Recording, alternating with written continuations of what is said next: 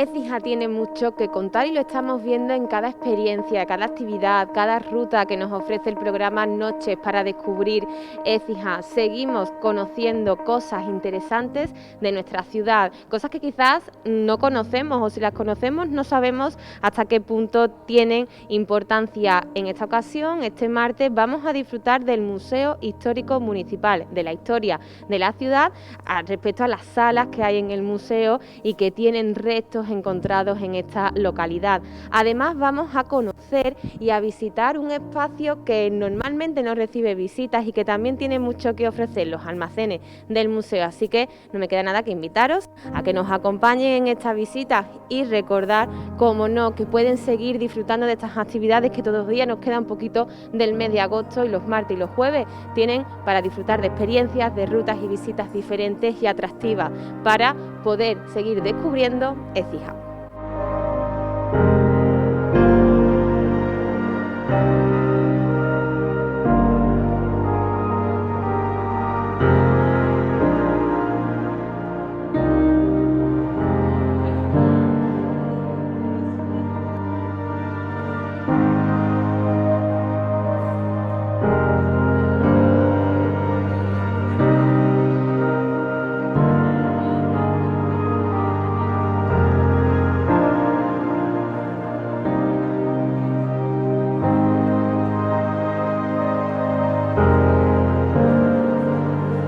Una visita, creo que casi todos de vosotros, no sé si alguien no conoce el Museo Histórico Municipal, casi todos vosotros lo conocéis. Bueno, y vamos a hacer una visión un poco distinta, lo vamos a mostrar desde parte de la arqueología. Yo creo que ya todos habéis venido a otras visitas, por lo tanto me conocéis. Soy Cristina, soy arqueóloga, trabajo en la ciudad de Écija, entre otros lugares, desde hace ya 11 años. Y bueno, os vamos a explicar un poco cómo funciona realmente este museo, las piezas que dan valor a la historia de la ciudad, porque todo lo que os comentamos en diferentes visitas es gracias a toda esta documentación arqueológica que rescatamos de las excavaciones. Y eso, hay una buena muestra aquí de las piezas más emblemáticas de las excavaciones que se llevan a cabo desde el año 85 en la ciudad. Vamos a hacer un recorrido histórico, pero fundamentalmente, como sabéis, pues bueno, Écija fue gloriosa en la época romana y arqueológicamente, pues bueno, en la etapa quizás más fructífera de la que podemos hablar. Vamos a hacer un recorrido comenzando por la época romana y finalizaremos en la etapa islámica, pero pasando anteriormente por los almacenes, donde os explicaré básicamente cómo almacenamos, cómo documentamos, porque el hecho de que estén aquí en el museo, pues bueno, son piezas que no se encuentran en contexto de la arqueología, ¿no? Y por eso nosotros tenemos que documentarlo muy bien cuando aparecen en las excavaciones arqueológicas para después pues darle ese valor histórico que tienen, ¿no? Hoy me acompaña Patricia, también del equipo, es arqueóloga también, compañera, que os acompañará el martes próximo en la visita y bueno, esperamos que os guste. Vamos a comenzar por la sala de la época romana, haciendo también una breve introducción de los antecedentes. Vamos por aquí.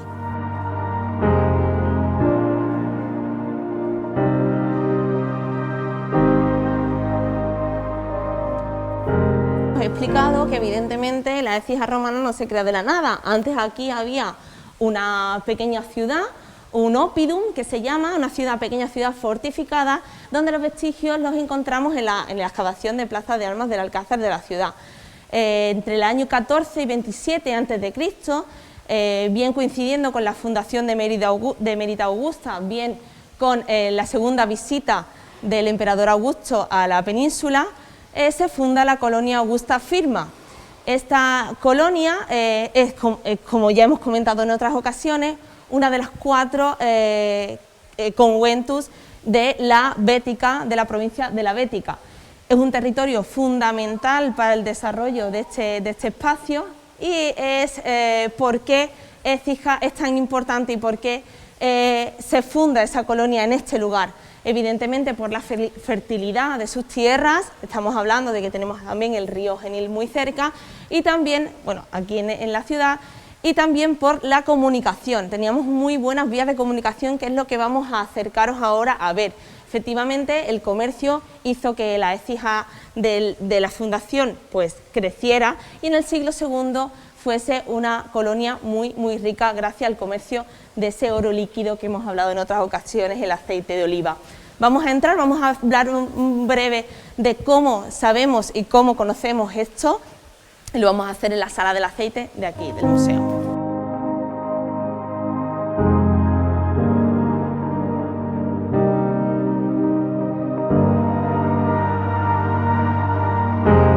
Aquí que tenemos, pues evidentemente tenemos esas pequeñas naves que irían desde el Genil, de ese Síngilis, el río Genil llamado Síngilis en época romana, hasta el Guadalquivir, y de ahí hacia el Mediterráneo y hacia el Atlántico hasta todo el Imperio Romano.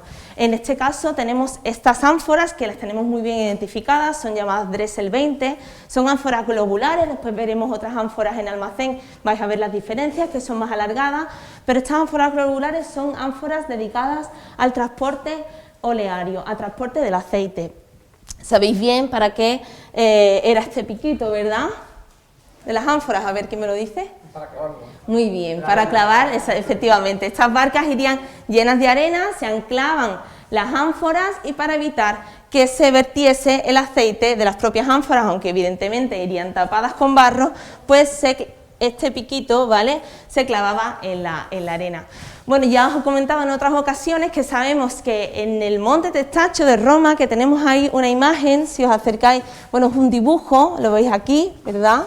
Ese gran monte Testaccio de Roma, un gran basurero cerámico, casi el 80% de las ánforas documentadas en ese gran basurero de cerámica, de ánforas, pues pertenecen al territorio de la antigua colonia Augusta Firma. En este caso sabemos que, evidentemente, gracias al aceite de la ciudad de Écija o de todo su territorio, se iluminaría a gran parte del imperio, porque como hemos hablado en otras visitas, el aceite, tal y como lo conocemos a día de hoy, pues lo usamos fundamentalmente para la alimentación, ¿verdad?, y también para la cosmética, pero en época romana sería básicamente y bueno, fundamentalmente para dar luz en esas lámparas de aceite, en esas lucernas. ¿Y cómo sabemos esto? ¿Cómo sabemos que estas ánforas pertenecían a la ciudad de Écija? Evidentemente por los sellos que los tenemos en esa vitrina, por los sellos y por los tituli picti, los títulos pintados.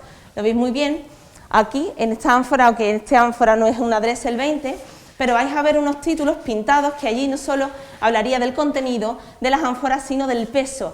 Evidentemente, todos los periodos había robos y estas ánforas se iban pesando en cada uno de los puertos para garantizar que el aceite llegaba a su destino.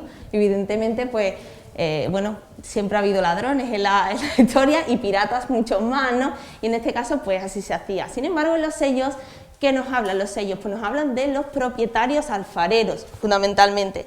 Esos propietarios podrían ser hombres y mujeres, muy importante. Incluso aquí hemos documentado hombres y mujeres libertos y libertas. Estamos hablando de esclavos liberados con un potencial económico importante como para tener su propio alfar.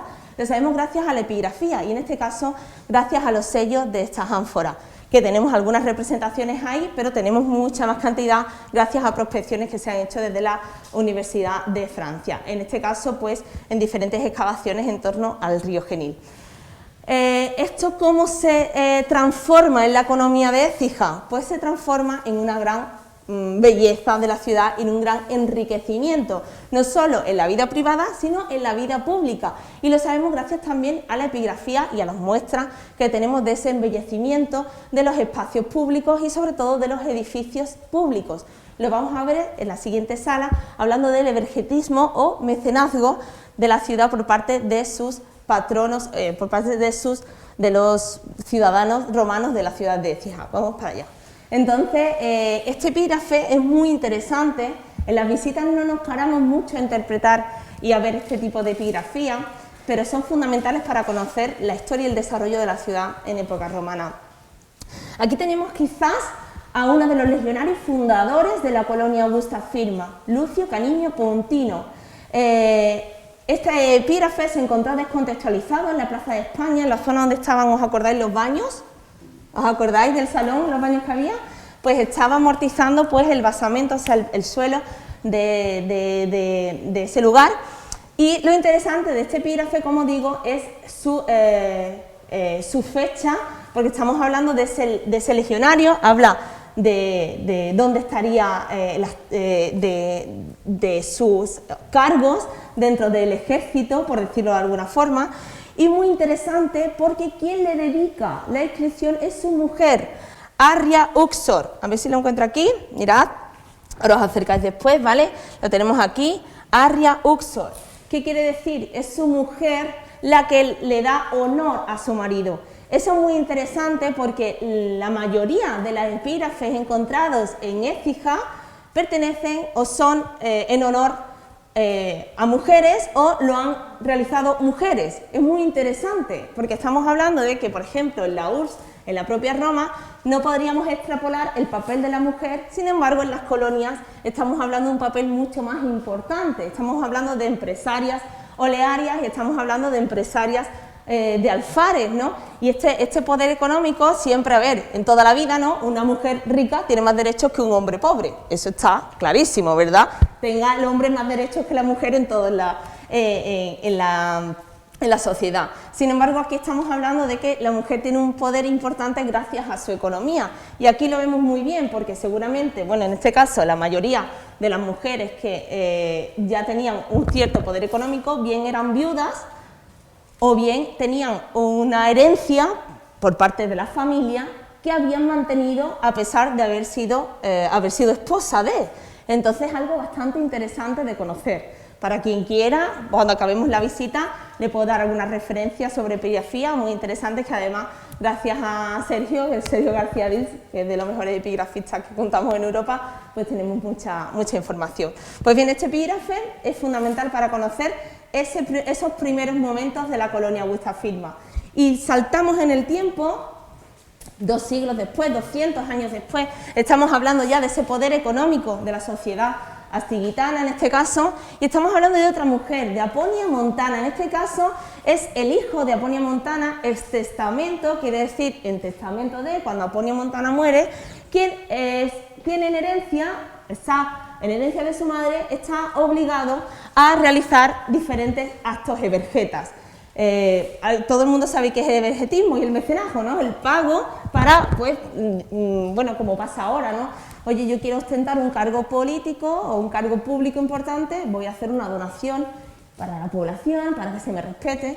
Tanto es así que los propios colonos écijanos no necesitaban quizás del dinero imperial, del emperador. Ellos mismos podían abastecer a la ciudad de todo tipo de servicios y embellecerla así como la conocemos, ¿no?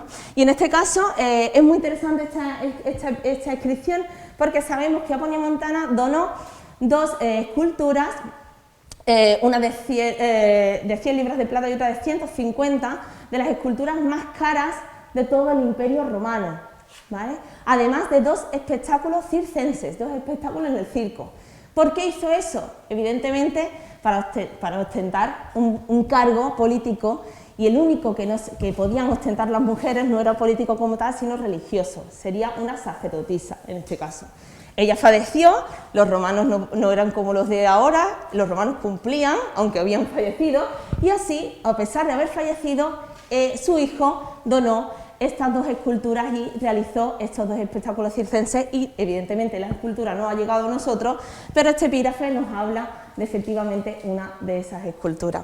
Pues bien, aquí otro acto de evergeta fundamental, estamos hablando del único cancel documentado en todo el Imperio Romano, o sea, no existe ni siquiera en la propia Roma un cancel, no como este, sino que no existe directamente. Sabemos que habría, lo sabemos por altos relieves, lo sabemos por epigrafía, de donaciones también en otros casos, ¿de acuerdo? Pero no tenemos en otro lugar en el Imperio Romano un cancel así, físicamente para verlo.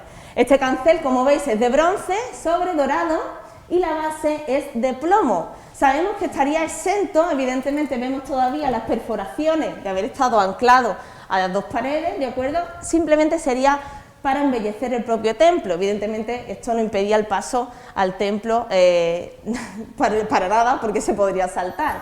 Sin embargo, sí sabemos que sería un acto evergeta, ya lo contaremos después en los almacenes, que seguramente pues alguien donaría este cancel para embellecer el templo.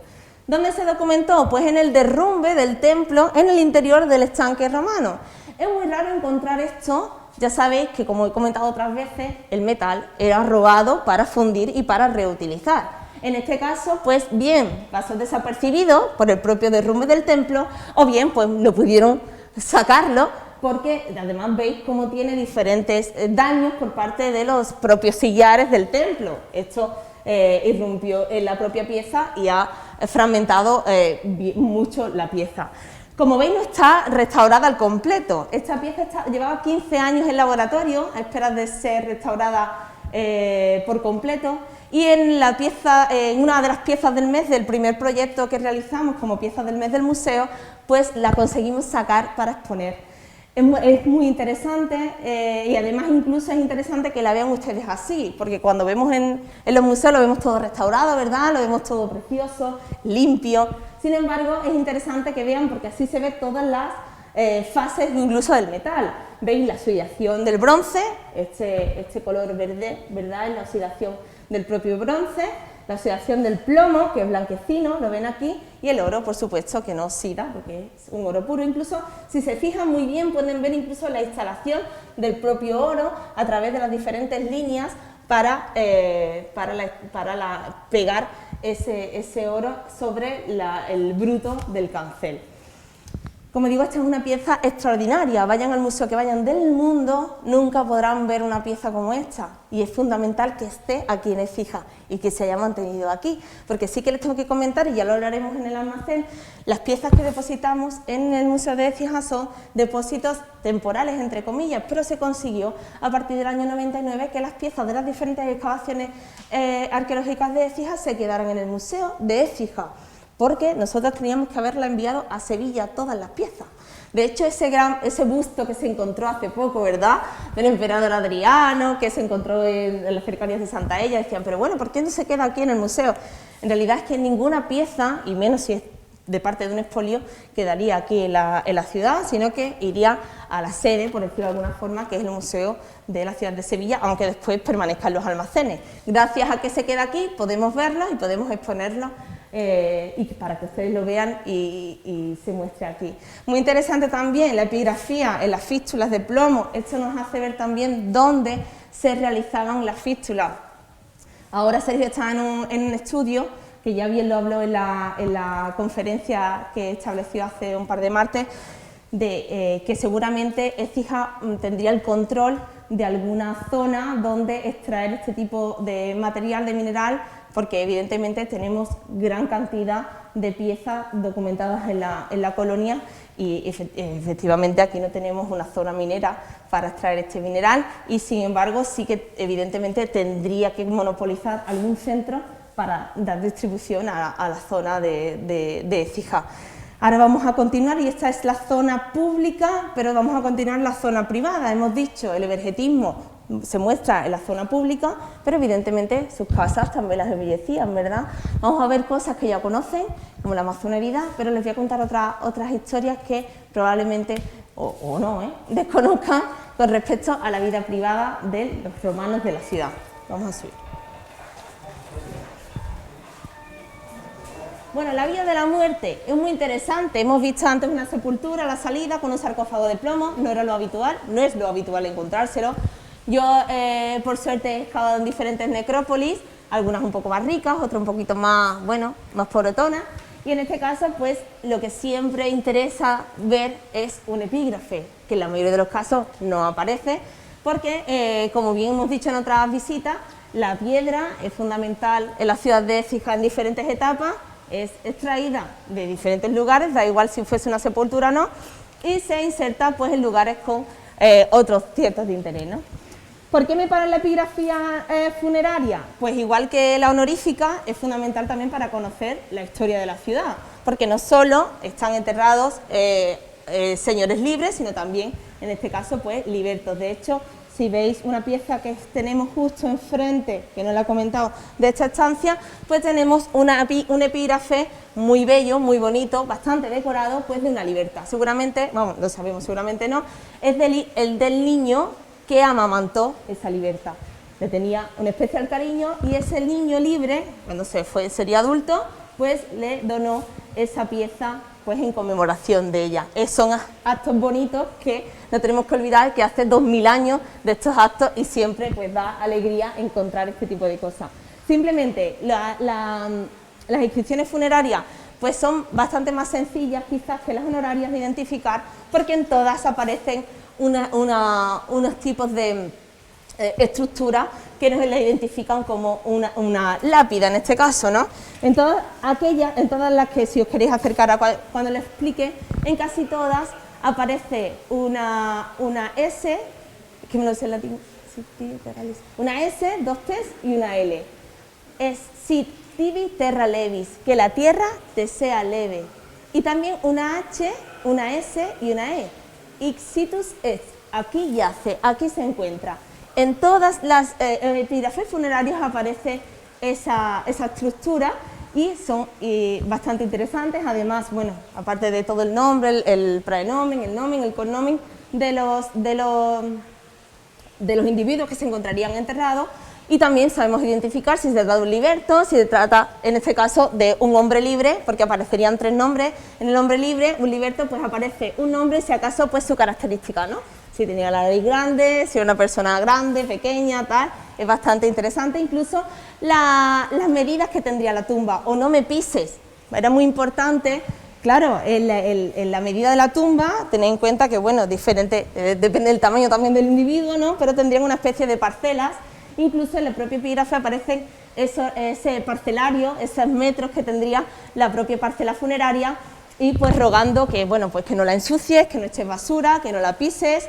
Y bueno, pues es importante para los romanos la otra vida. Todos conocemos además, bueno, toda la mitología que engloba este mundo funerario, ¿no? Heredado de los griegos, la moneda para Caronte, para ese barquero que los cruzaba del mundo de los vivos al mundo de los muertos. En muchas tumbas aparece esa moneda para el pago del barquero, aparecen lucernas para darle luz en la otra vida, aparece su ajuar personal, bien sean pues algún tipo de arma, por supuesto cualquier tipo de adorno personal, tanto en mujeres como en hombres. En mujeres es muy característico encontrar muchas agujas de cabello, les denominamos acus crinali. Y además, como en la mayoría de los casos se enterraban con peluca, no tenemos que olvidar que, bueno, que las romanas también se maquillaban, tenían peluca, y claro, la peluca se ha perdido y aparece el cráneo con multitud de acus crinalis alrededor de la cabellera, o quizás recogidas a un ladito, y diferentes elementos cosméticos. Hace poco, de hecho, hemos encontrado, que ya lo sacaremos más adelante, una pequeña concha, que era una cajita, que seguramente en su interior pues, tendría algunos polvos de maquillaje, de cosmética, para, bueno, pues para la otra vida, ¿no? Que también lo necesitaría. Entonces, el mundo funerario es muy interesante para conocer la vida, precisamente, de todos esos seres que se han enterrado ahí, porque ellos preservan muy bien la vida para la muerte. Vamos a continuar con la vida privada, que también tiene relación con esto.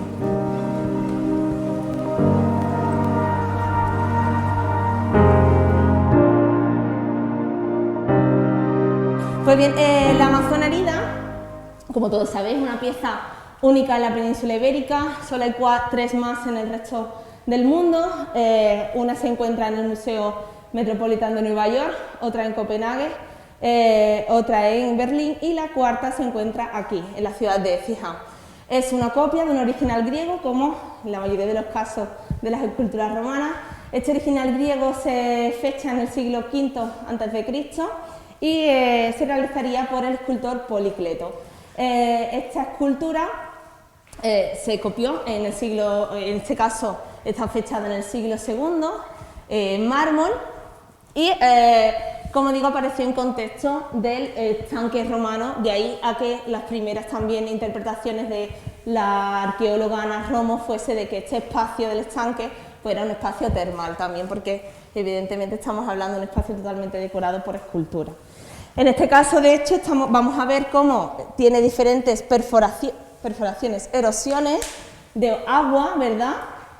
Lo ven en la pierna, probablemente estaría cercana a una fuente. Después veremos una cabeza de felino que probablemente sea un surtidor que vertía agua al estanque. Bien sabemos que el estanque tiene una fístula de plomo por el que él desaguaba, pero a día de hoy no sabemos cómo se vertía agua al estanque. Esa puede ser una teoría bastante fiable. Bueno, esta escultura representa, como digo, a una amazona herida. Las amazonas siempre han sido muy maltratadas por la mitología, porque en la época griega una mujer tenía menos derechos que un niño. Entonces, claro, estas amazonas eran un pueblo de mujeres, bueno, según la mitología, después contaré un poco las diferentes teorías sobre la realidad. Es un pueblo exclusivamente de mujeres, un matriarcado con una reina, solo tenían relaciones con los hombres para poder tener descendencia. Incluso la mitología nos habla de que si tenían un hijo varón, bien lo mutilaban, bien lo mandaban con su padre, lo mataban o lo tenían como esclavo. O sea que imaginaos cómo la describían, ¿no? Tenemos de hecho varios estudios, porque hace un par de años, también en el año de la mujer, hablamos pues de esta imagen de la mitología por parte de las amazonas, las amazoi, y bueno, pues se representan como unas mujeres malvadas, sangrientas, guerreras, cazadoras. Por eso tienen recogido el quitón, lo tienen recogido sobre las rodillas, porque fueron las primeras mujeres en montar a caballo. Incluso decían que se frenaban el crecimiento del pecho derecho para coger mejor el arco. Algo bastante interesante, porque si vas a caballo es muy difícil coger un arco, ¿no? Porque las riendas del caballo las tienes que coger con las dos manos, ¿verdad? Y lo cierto es que en la zona donde sitúa la mitología, estas mujeres, a este pueblo de mujeres, aparecen, que es la zona del norte del Cáucaso aproximadamente, para que ustedes se sitúen, pues aparecen tumbas de mujeres y de niñas con armas, pero también de hombres y niños con armas. Estaríamos hablando en realidad de una sociedad igualitaria. Luchaban los hombres y luchaban las mujeres. Pero claro, para un griego entender que esto era totalmente terrible, ¿no? Los romanos heredaron, a pesar de, como hemos hablado, la realidad era muy distinta, heredaron pues esta belleza de las esculturas y la copiaron. Y en este caso, como digo, está fechada en el siglo II. Es una escultura ideal porque no aparece esa muestra de dolor, porque tenemos que ver que efectivamente esta amazona está herida en su axila derecha. Las amazonas siempre aparecen representadas heridas, vencidas o muertas por manos de los hombres. ¿Por qué? Porque a pesar de que estas mujeres siempre se representan en la mitología como unas mujeres cazadoras, sangrientas, bestias, siempre aparecen en la mitología como unas mujeres bellas que embaucaron a hombres importantes. Por ejemplo, Belerofonte, Teseo, el propio Hércules, se enamoraron en su momento de una reina amazona. Y en este caso, por la rebeldía de ellas, porque al final, además hay muchos cuentos sobre este tipo, incluso es bastante simpático, por la rebeldía de ellas, a pesar de que se enamoraban de ellas, acababan matándolas, hiriéndolas o venciéndolas en la batalla, y por eso aparecen siempre estas representaciones. En este caso es una herida de muerte, lo sabemos por dos razones. En este caso lo sabemos bien porque la policromía de la pieza se encuentra muy bien conservada, al contrario que ocurre con el resto de las esculturas de amazonas heridas repartidas en el mundo, tal y como he dicho. Por ejemplo, sin más, la de Berlín, cuando llegó al almacén, al laboratorio, la limpiaron con vapor de agua y eliminaron todos restos de color. Gracias a que aquí se encontró en una excavación pues científica y se limpió y se restauró de forma científica el laboratorio, pues se conserva así de bien. Tenemos restos de color en el quitón, como veis bien, en las espuelas, porque no lleva sandalias, lleva espuelas para el caballo. Por supuesto en el pilar donde se apoyan, en los ojos y en el pelo. Y sabemos que incluso la sangre de la herida le llegaría hasta los pies. De hecho hay diferentes teorías sobre la vestimenta o el color que tendría en original esta pieza. Aquí podéis ver una representación en pequeñito, ¿vale?, de un color bastante sobrio, un azul egipcio. Sin embargo, hay otras teorías mucho más atrevidas que nos hablan incluso de que el quitón estaría estampado con colores. Os tenéis que imaginar que a nosotros nos choca, ¿verdad?, pensar que estas esculturas estarían pintadas, pero yo siempre hago un paralelismo y es que nuestras esculturas en las iglesias, ¿verdad?, también están pintadas y representan pues a figuras que, bueno, con aspecto de hombres y de mujeres, ¿no? Y en este caso pues tenemos que imaginar a las esculturas igual, aunque nos choque. No solo las esculturas, también los edificios públicos, los templos y demás también estarían pintados. Si el mármol no daba color, se pintaba. Pues bien, ¿por dónde iba? Esta escultura, además de que sabemos que la sangre le llegaría hasta los pies, tiene este gesto. Este gesto en la batalla griega simbolizaba estoy herido de muerte. Es como cuando vamos al pinball y levantamos la mano y ya salimos, porque ya me han herido. Pues efectivamente este gesto simbolizaba herido de muerte en una batalla y era retirado. Por lo tanto, a pesar de que su gesto no simboliza dolor, esta amazona estaría herida de muerte en esta batalla que, bueno, que desconocemos, pero así sería. Dejamos el mundo público y así y vamos al mundo privado, sin dejar escapar esta pieza excelente de un atleta que también se documentó en la Plaza de España. La anatomía es alucinante. Aquí tenemos un ejemplo muy pequeño de la totalidad de casi los 95 mosaicos que se documentan en la colonia Gustav Firma. Es de las colecciones más grandes de toda la península. Aquí el mosaico del año, de las estaciones del año, lo más singular es que es, junto con el mosaico de Amores de Zeus, el que encontramos en la Plaza de España, el único que tiene una ramita de olivo en su mano derecha. Con lo importante que es el aceite en época romana, en Écija hay muy pocas representaciones del aceite o la aceituna o el olivar en sus mosaicos. En este caso es, como digo, uno de los dos ejemplos que tenemos documentados en la colonia que aparece pues esa rama de olivo. A mí siempre me encanta explicar ¿vale? Fijaos que es apenas una pequeña muestra del total, pero es de los pocos mosaicos circulares que se han documentado en la colonia, en Écija. Veis que, como digo, es una muestra muy reducida. Sin embargo, nos dice bastante sobre la riqueza de la colonia, sobre todo por la cantidad de piezas de teselas de pasta vitria que tiene. Son las piezas más difíciles de encontrar y las más caras para un mosaico. Evidentemente, no es lo mismo una pieza cerámica o una pieza de piedra que hacer pasta vitria para rellenar todo este complejo de decoración que imita el océano, el mar. Tenemos pues las olitas, tenemos animales marinos, estos monstruos marinos que son totalmente mitológicos y las nereidas sobre ellos navegando. En este caso, lo más interesante de este mosaico no solo es su riqueza en la elaboración, sino también dónde se situaba. Estaba situado en el apoditerium de una vivienda. ¿Qué es el apoditerium? Pues simplemente es la zona de acceso a las termas privadas de la casa, directamente donde tenían las taquillas el señor, para descalzarse, para quitarse la sandalia. Imaginaos cómo sería el resto de la casa de este señor o señora de la casa, ¿no? Fijaos con esta decoración, o sea que si tienes esto como alfombra al principio de las termas privadas, no me quiero imaginar cómo tendría el comedor de su casa, ¿vale?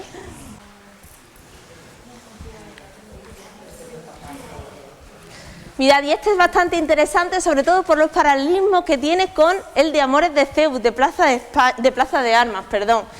Bueno, a ver si alguien puede identificar algunos paralelismos, algunas cosas que se identifican muy bien. A ver, yo siempre hago preguntas. ¿No? Vamos, hay algo que es obvio, es que no he traído Ay. Muy bien, bueno, pero eso no es tan obvio, pero muy bien, el caballo. Bueno, Castor, el domador de caballos, que además tiene ese huevo sobre su cabeza, muy característico porque no hay que olvidar que es hijo de Leda y el cisne, y bueno, aparece con su huevo en la cabeza, es idéntico al de Plaza de Armas del Alcázar. Simplemente aquí Castor aparece justo tapando al caballo porque el sitio, el lugar donde tiene para realizar la figura es más reducido. En el de Amores de Zeus aparece Castor justo al lado del caballo y aquí aparece justo delante. A ver, ya he dado más pistas. Leda y el cisne es exactamente igual, idéntico. Aquí no hay duda, o sea, es idéntico la figura al del mosaico de Amores de Zeus. Y, fundamentalmente, los cubos tridimensionales. Estos cubos, que además los calcamos cuando estuvimos excavando el de Plaza de Armas, vinimos al museo, los calcamos, los llevamos y son exactamente iguales. ¿Qué es lo que nos dice esto? Que efectivamente aquí había un taller de creación de mosaicos, porque tanta cantidad de mosaicos y además tantos paralelos, aparte también, bueno, diferentes figuras con paralelos de otros mosaicos, pues evidentemente aquí había un taller local. ¿de acuerdo? Entonces estamos hablando también de la importancia que tenía Écija a nivel de construcción de este tipo de pavimentos que no se encuentran tan ricos y con tanta o sea, su elaboración es tal, porque si os fijáis, las teselas son minúsculas. O sea, aquí es muy interesante como casi todos los mosaicos de Écija, a pesar de que algunos ya el que tenéis, por ejemplo, detrás es un poco más tardío y es más tosco, ¿verdad? Además se ve muy bien la diferencia entre la parte que haría el maestro, que sería la parte figurativa, y la parte geométrica, que lo harían los aprendices en este caso. Sin embargo, en la mayoría de mosaicos ya bien entrado el siglo II y el siglo III, pues tenemos una profundidad de las propias figuras con las sombras, por ejemplo, lo asientan en diferentes escenas. Es interesantísimo cómo les crea esa profundidad que parece prácticamente pintura. Y en este caso, este es uno de los favoritos, que además fue la representación del pabellón de Andalucía en la Expo 92.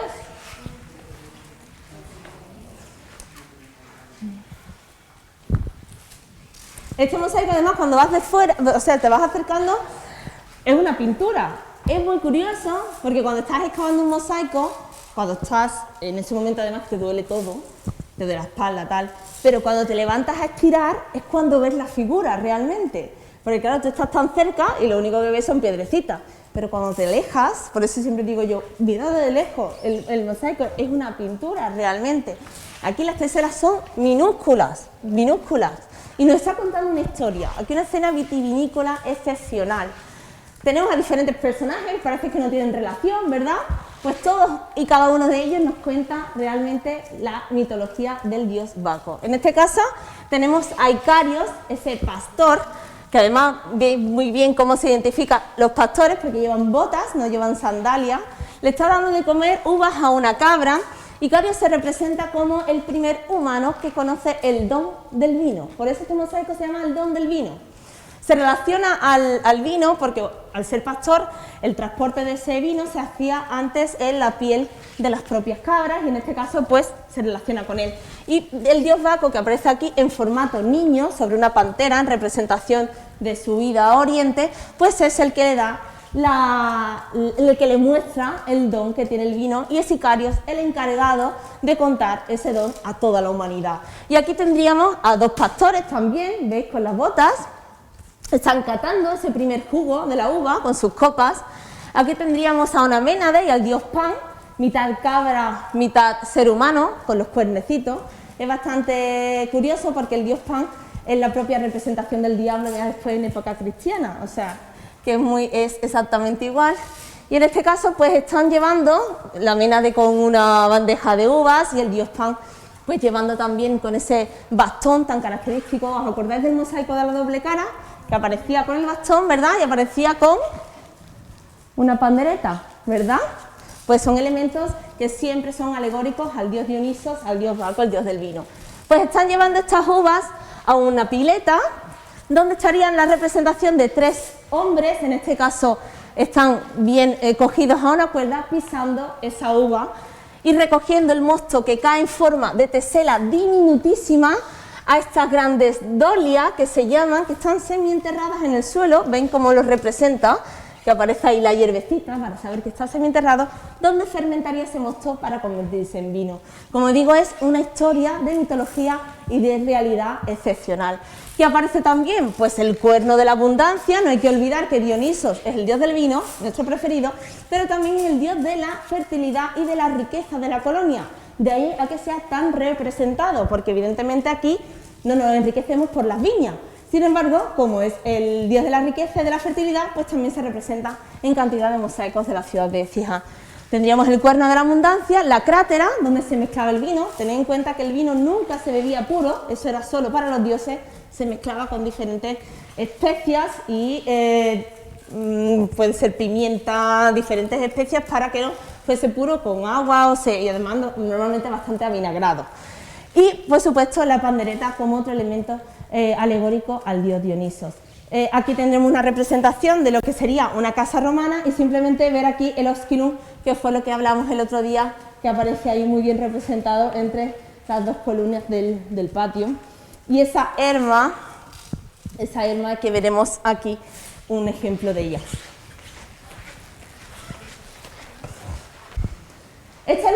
pieza que os hablé. En este caso tenemos 3 piezas de la misma persona que la regala a su anterior dueño. Es Megale, es una liberta. Otra vez volvemos a una mujer enriquecida que tiene el poder para regalar a sus antiguos dueños, su antigua familia, pues 3 piezas como esta. Como bien os decía, aquí tiene un orificio donde iría el busto, bien en mármol, bien en bronce, de ahí a que se haya perdido, seguramente sería el metal.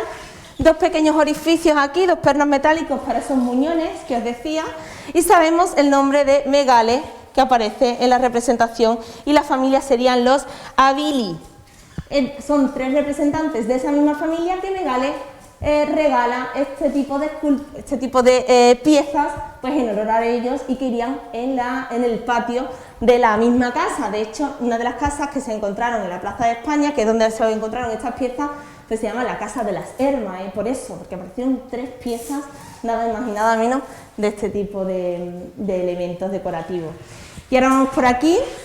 Fijaos bien en esta pieza, ¿vale? Ya cuando vayáis acercando, es un felino, todavía no se ponen de acuerdo en si es una pantera, una leona. En todo caso es un felino, y fijaos cómo tiene un orificio en la boca. Seguramente iría metido, anclado, una pieza para surtir agua al estanque. Estamos hablando, ya lo hemos comentado, que Écija ya contaba con canalizaciones como para abastecer de agua a la ciudad, y en este caso pues tendría una fuente que abastecería de agua al estanque, y seguramente pues sería este tipo de escultura. Quizás hubiese más, probablemente, pero esta es la que hemos documentado y la que se ha conservado. Muy interesante porque da explicación a ese tipo de cuestiones que se nos escapan. Ahora sí vamos a bajar, vamos a ir al almacén.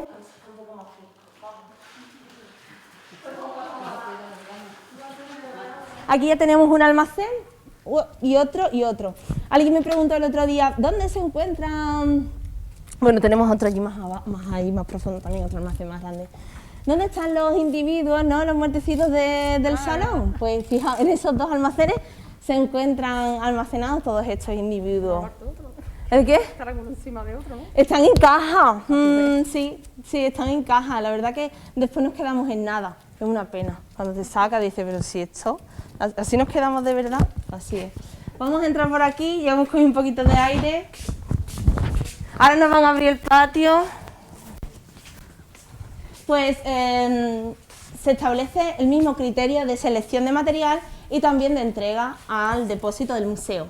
Como digo, es un depósito, ¿vale? Se lo depositamos aquí con todas sus siglas, para después, si viene alguien especialista en investigar cualquier tipo de cuestión, pueda encontrarlos con facilidad, y también para futuras intervenciones, pues saber lo que ya estaba documentado y también pues tener esa referencia.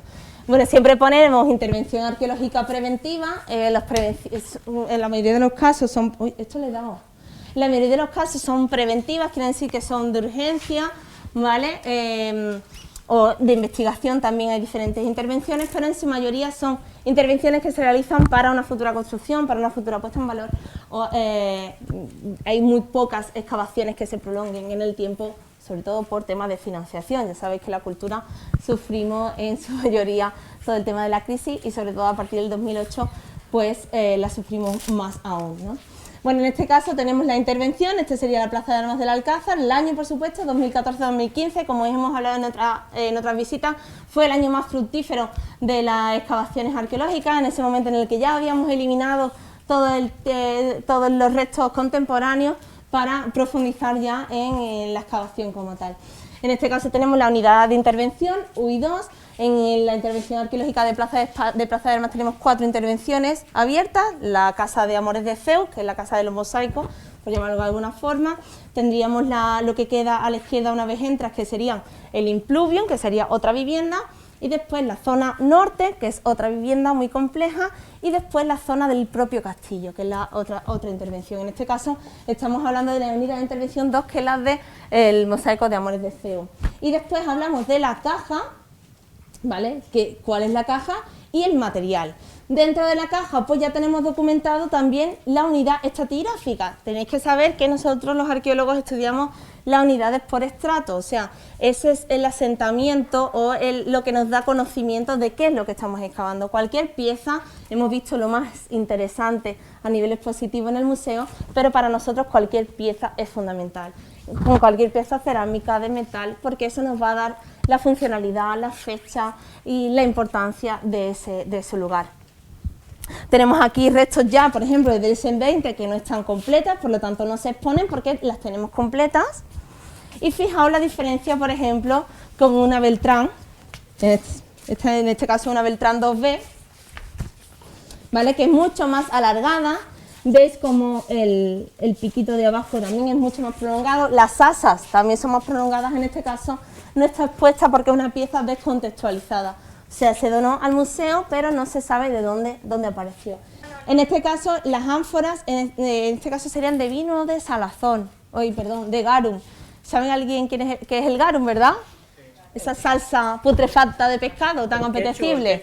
El ketchup, lo han denominado así, el ketchup de los romanos, porque lo usaban mucho, pero bueno, no tenía que ser algo bastante, no sé, porque como digo, es de las vísceras del pescado que quedaban unos días al sol para que fermentaran y lo que quedaba arriba, esa grasita, es el garum. Bastante apreciado por los romanos y bastante caro, pero debería que ser horrible.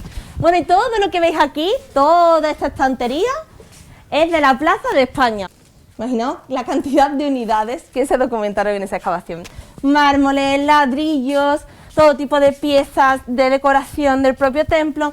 Todo esto que veis aquí apareció en la excavación de Plaza de España y en su mayoría en el interior del estanque romano, del propio derribo del templo dedicado al emperador Augusto. Y todas esas bandejas que veis ahí detrás, justo de vosotros, son mosaicos.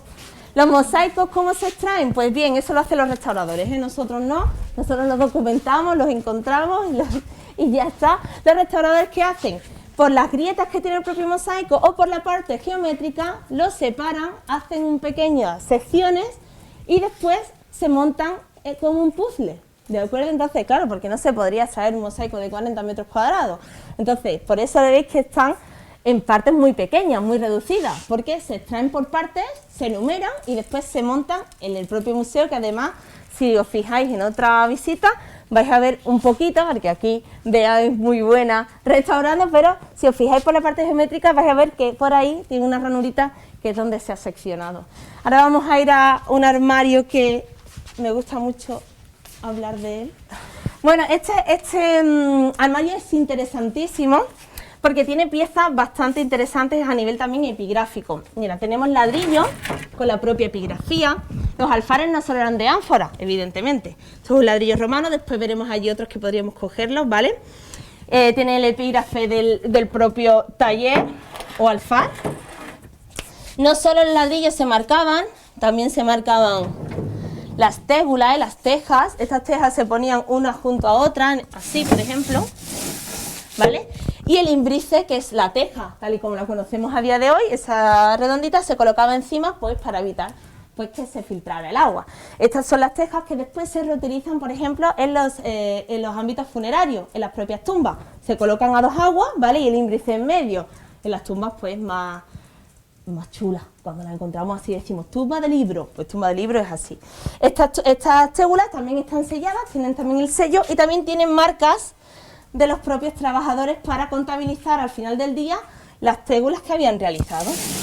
Pero lo más simbólico quizás de aquí, a ver si la encuentro, aquí, esta belleza. Bueno, esta es una literae aureae. ¿Qué es una literae aureae? Muy difícil de decir. Una letra de oro, muy bien. Pues bien, en esta letra, evidentemente el oro no está, ¿verdad? En su interior tendría oro. Aquí, ¿qué letra creéis que es? Una V, por lo que se cree, evidentemente, que puede ser una V. Bueno, pues lo interesante de esta letra es que es otro acto de vergeta. O sea, el que alguien donara un cancel, evidentemente tenía que decir, oye, yo lo he donado. Esto está aquí porque yo he tenido el dinero para embellecer este templo y yo quiero que mi nombre se refleje porque después, evidentemente, quiero algo a cambio, ¿no? Y en este caso aquí pues hablaría de esa persona, ese colono, que pagaría algún acto vergeta. Lo más interesante de estas Literae Aureae, pues que son de las más grandes del imperio, o sea, ninguna letra de oro se ha encontrado más grande que la de aquí, las de Écija, salvo en Roma. O sea, es bastante interesante cómo tenemos un potencial económico tal como para que los propios colonos de la ciudad, por eso decía que no necesitarían el dinero del propio emperador para embellecer y abastecer a su ciudad de urbanismo o de elementos simbólicos. Y bueno, algo interesantísimo, no sé si alguien puede leer lo que pone aquí. Aquí tú. Zapatio. Como os decía anteriormente, bueno, lo voy a dejar aquí, es que pesa un poco. Como decía anteriormente, era muy poco. ¿De lejos se ve mejor? Como los mosaicos. Como decía anteriormente, los epígrafes, muy raro documentarlos en propio contexto, porque ha sido pues reutilizado. De hecho, esta pieza ya ha sido reutilizada, porque Zapatio se encontró en una tumba de esas tumbas posteriores de la Plaza de España, esa necrópolis visigoda. ¿Os acordáis que os comenté que después toda la Plaza de España se convirtió en un centro funerario, primero por los visigodos y después por el mundo islámico? Pues en este caso, esta tumba es muy raro, pero encontramos a la persona que estaba enterrada dentro y que sabíamos su nombre. En este caso era una tumba que además tenía dos individuos. Por la fecha en la que murió Zapatio, sabemos que era el osario que se encontraba a la cabecera de la tumba, y después había otro individuo ya que sí estaba completo completo con, como digo, con Zapatio a su cabecera. Por estudios que se han realizado, serían de la misma familia, que murieron pues, evidentemente en momentos diferentes, y se reutilizó la tumba. Por eso siempre os he hablado de que se trataban de panteones y no de tumbas individuales, y en este caso es bastante singular encontrar el epígrafe funerario en el interior de la tumba y saber quién estaba enterrado ahí, algo bastante inédito en cualquier excavación arqueológica. Y ya os voy a quitar este infierno y nos vamos a ir fuera. ¿Sí? Bueno, lo que veis aquí, no sé si alguien había entrado aquí alguna vez. Bueno, son piezas, muchas de ellas descontextualizadas. Las que veis aquí son todos sillares recogidos de la Plaza de España, ¿vale? No sé si recordáis que en un principio estos sillares hacían las veces de banco alrededor de la plaza, ¿verdad? Ahora ya los tenemos aquí. Y muy interesante las columnas de granito monolíticas. Tenéis una a la entrada allí, ¿vale? Son enormes. Y estas columnas son pues parecidas a las que están en el Palacio de Valdehermoso, que ya hablamos de ellas, o en la iglesia de Santa Bárbara. Después tenemos diferentes, estas son lápidas también, son epígrafes funerarios, y fijaos, estas dos personitas es la única lápida funeraria que tenemos antropomorfa en este caso. Veis que tenemos pues a un hombre y a una mujer, como digo, descontextualizadas, que no conocemos pues de donde normalmente aparecen muchas piezas también en el campo, los arados arrastran, se han mantenido en fincas y al día pues llega el momento en que se donan. Aquí tenemos una pieza muy interesante, que es un altar, ¿vale? Que tendría de hecho aquí, bueno, está al contrario, ¿vale? Y también una pieza también muy interesante, diferentes piezas, en este caso serían de almacenamiento, estas ánforas, y son islámicas, ¿lo veis? Ahí tiene, esto ya cuando el barro todavía no está cocido, pues se le hace la epigrafía. Y algo bastante interesante que aquí sí os quiero mostrar, es muy injusto para los propietarios que tienen que hacerse cargo económicamente de la excavación, porque al final... Vale. Es cierto que, bueno, nada del subsuelo nos pertenece, ¿vale? Aunque tú compres un solar, tú estás comprando el solar para construir hacia arriba. Lo que tú encuentres bajo tierra no te pertenece, es propiedad de todos. Entonces, claro, lo que pasa es que, claro, si aparece algo, pues el propietario tiene que hacerse cargo de bien de sacarlo o bien de mantenerlo y ya está. También hay opciones, porque si tú, por ejemplo, quieres hacer una piscina, pues en lugar de hacerla hacia abajo, pues oye, pues recreces un poco si encuentras un mosaico. No estás en obligación de sacarlo, eso también hay que decirlo. Bien, cuando hay una excavación de urgencia y evidentemente el propietario pues tiene prisa para seguir y continuar las excavaciones, a veces se saca el propio estrato por completo. En este caso es muy sencillo porque es una tumba y entonces bueno, se ve muy bien la negativa de esa excavación cuando se hizo hace 2000 años y cómo se ha rellenado. Entonces lo que se hace es cortar el estrato la unidad, o sea, la unidad de actividad que se llama, que es una tumba, pues se corta con la tierra y todo, se inyecta, ¿vale? Y se saca al completo y se puede excavar en el propio museo, que es lo que se hizo aquí. Y en este caso, pues como digo, es una tumba infantil y muchas veces pues se han encontrado, por ejemplo, tumbas infantiles pues en ánforas que se han cortado y se entierra el individuo dentro, es bastante común. ¿Qué tenemos aquí? Hemos visto que en el armario de epigrafía pues aparecen diferentes piezas epigráficas en ladrillos, en tégulas. ¿Qué ocurre? Que como digo, todo lo guardamos. No podemos tener en el museo expuesto toda la cantidad de tejas, que al final son tejas, que aparecen en contexto arqueológico, porque además derrumbes hay infinitos. En este caso es bastante peculiar los pequeños ladrillitos, ¿vale? O la térculi que se utilizaban. Ahora os voy a pasar. Las medias columnas, hemos dicho siempre que en Écija no había piedra, ¿verdad? Estas pequeñas piezas son pequeños quesitos y en este caso pues se ponían uno encima de otro, ¿vale? Y se embellecían después con estuco y se pintaban tal y como si fuese piedra. Si no existía la piedra, se realizaban como si fuese. Y en este caso es bastante interesante esta pieza de aquí, que ya no la voy a coger, porque se me cae, ¿qué pensáis que es? Tiene un agujerito, a ver, si está en el techo con un agujero, ¿qué puede ser? Una lámpara de lámpara. No. Un escape para el aire. ¿Lámpara? ¿En serio? Hemos hablado de las lucernas, por favor, no retrocedamos atrás. El canal de agua. Salida de humo. Muy bien, salida de humo, una chimenea.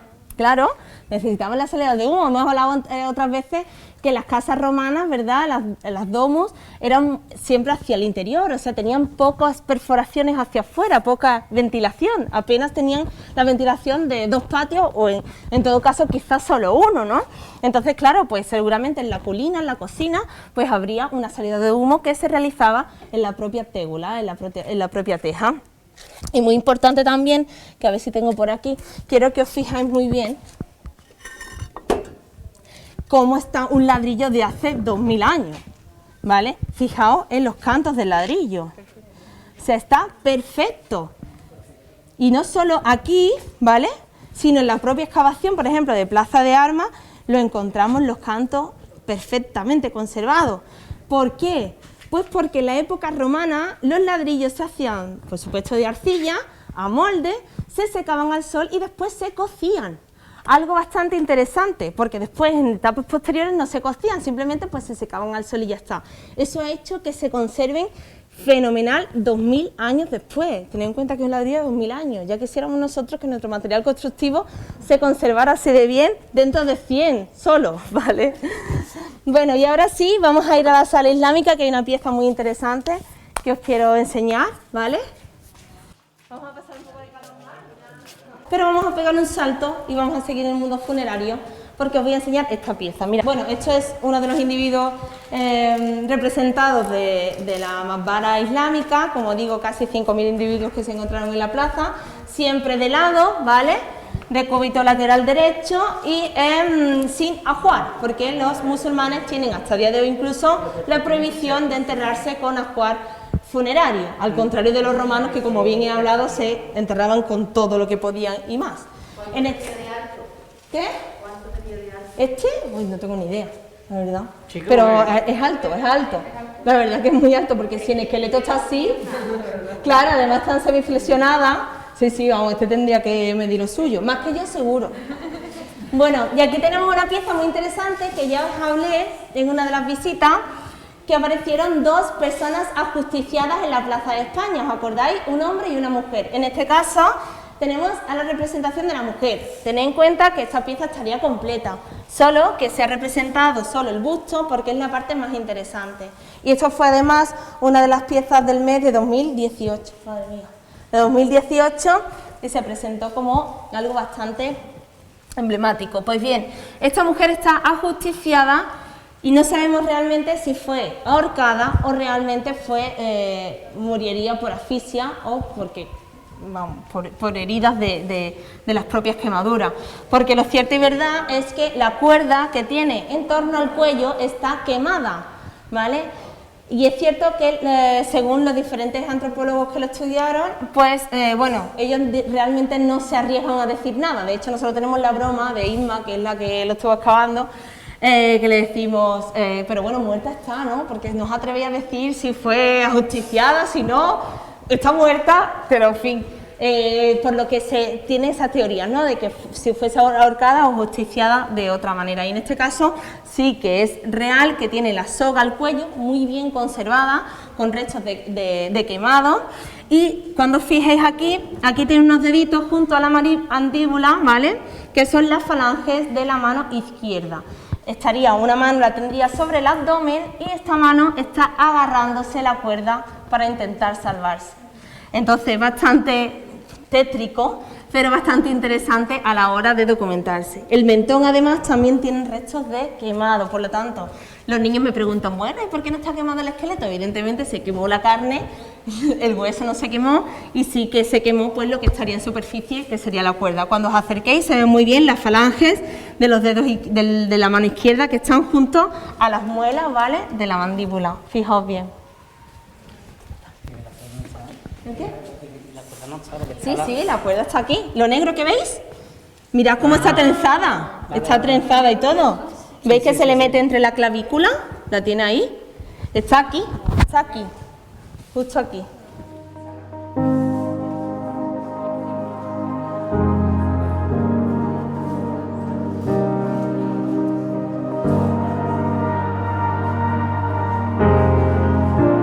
Y bueno, sin más, muchísimas gracias. Y os esperamos el próximo martes en Plaza de España. Muchas gracias.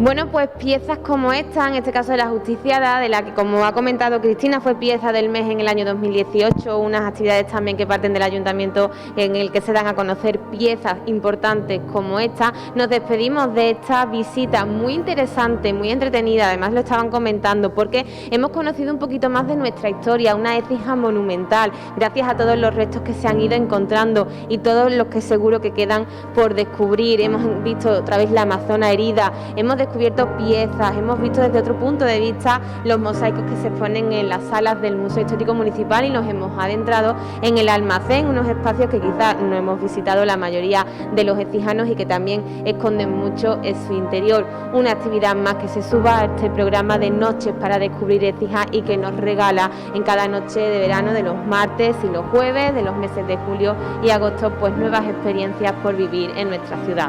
No duden en disfrutar y apuntarse, que les recuerdo que son actividades totalmente gratuitas. Para participar solo tienen que inscribirse en la Oficina Municipal de Turismo.